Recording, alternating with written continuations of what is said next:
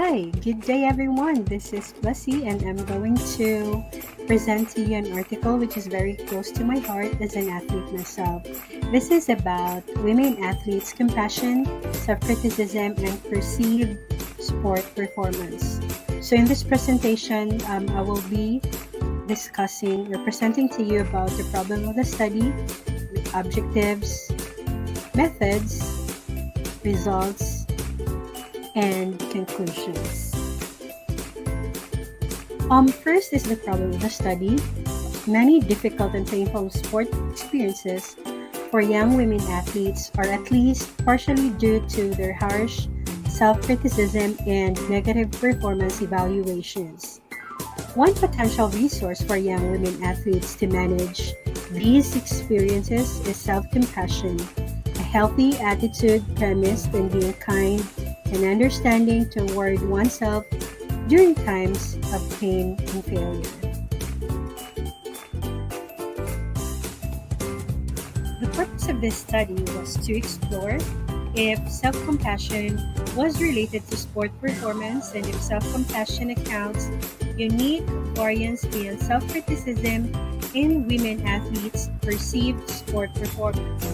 This study was guided by previous research findings that women tend to score higher on self-criticism and lower on self-compassion measures than men, who identified that self-compassion was related to more accurate performance evaluations. Further, within sport contexts, it is relevant to explore the connections between perceived sport performance, self-compassion, and self-criticism, as researchers have identified self-compassion as a valuable tool, whereas women athletes have expressed hesitations and the belief that self-criticism is necessary to reach their potential in sport. For the methods, this was a self-report survey-based study with 2 time points, the pre-competition and post-competition. After obtaining institutional ethical approval, coaches of women's sports associated with the provincial sport organization in the Midwestern Canada were contacted and provided with information about the study. Coaches who expressed interest in inviting their athletes to participate in the study scheduled 2 data collection time points around the timing of an upcoming competition. Participants completed a survey before and after a regular season competition. All data collection time points were scheduled within 1 to 5 days of the scheduled competition, well, that's typically 2 to 3 days pre and post competition.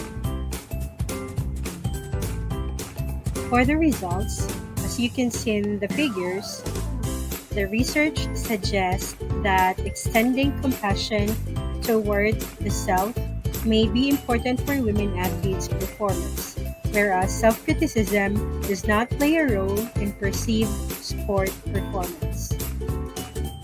To conclude, given emerging findings from this study that self-compassion is positively related to women athletes' perceived sport performance and that self-criticism is unrelated to perceived sport performance, it is important to continue this line of inquiry to better understand self-compassion and women athletes' sport performance.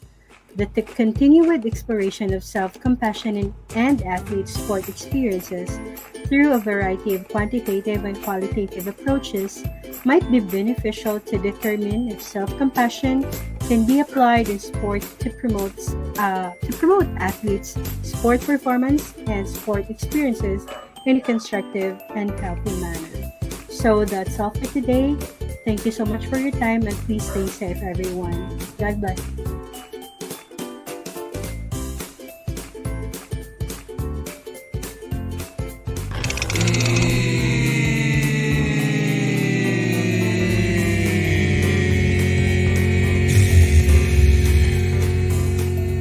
To survive in this high-pressured, crazy world, most of us have to become highly adept at self-criticism.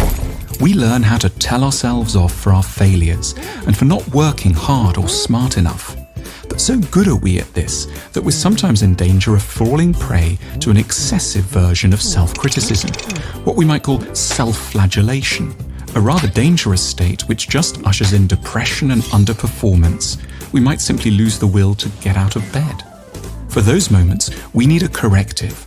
We need to carve out time for an emotional state of which many of us are profoundly suspicious: self-compassion. We're suspicious because that sounds horribly close to self-pity, but because depression and self-hatred are serious enemies of a good life, we need to appreciate the role of self-care in a good, ambitious, and fruitful life. To this end, we can perform what we've called a self-compassion exercise, a structured meditation lasting 15 minutes or so. Lying in bed, or perhaps a bath, turn over a sequence of thoughts that interrupt and correct the flow of your worst self-accusations. For a time, adopt an entirely kindly perspective on your setbacks. The self-compassion exercise goes like this.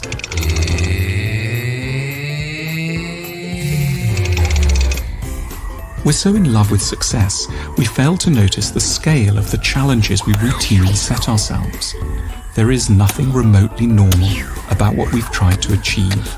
We've failed, but given the mountain we were trying to climb, the conclusion doesn't have to be that we're simply fools.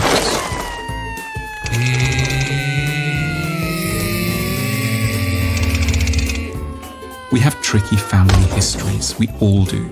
There were things which happened to us at the hands of others which can help to explain some of our current troubles. We're not entirely sane or well, but none of us are. We weren't well set up to carry out certain tasks. It isn't wholly our fault in the here and now.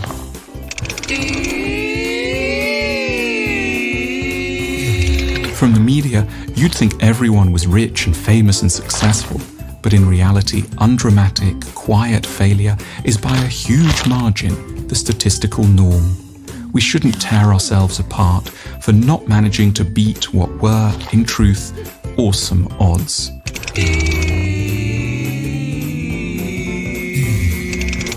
Tough, self-critical people don't allow themselves the indulgence of believing in luck. They take responsibility for everything. They think winners make their own luck. But they don't, for the most part. Luck is a genuine feature of existence. We're robbing ourselves of fair consolation by believing that we're entirely in control and therefore entirely to blame when we crash.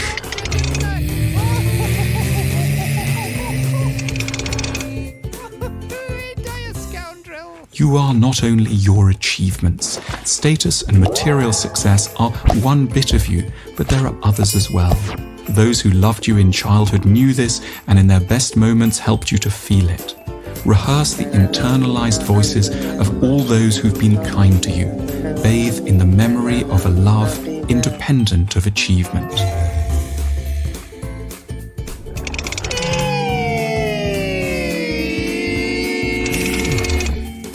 It seems it will never end. That's not the truth. It's just how a crisis feels. You need to reduce expectations to zero for a time. Take each new hour as it comes. And, without being banal, what you need most of all is some rest.